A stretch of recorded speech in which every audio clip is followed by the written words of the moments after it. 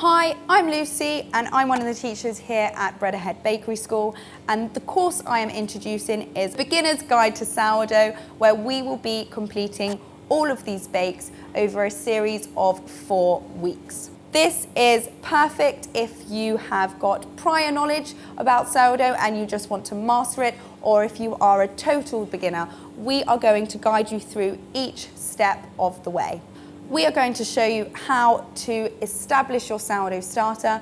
We will then be moving on to different kneading, shaping and baking techniques. This is our most accessible course. If you are a complete novice sourdough baker, we will be taking you through each step of the way. So we are going to make this beautiful raisin tin loaf, which is straight from the Bread Ahead book.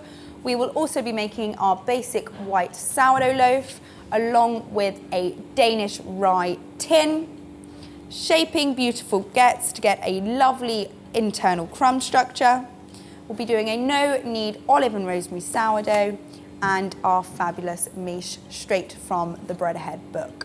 Each week we will be progressing on our skills and our sourdough knowledge, putting into practice our techniques.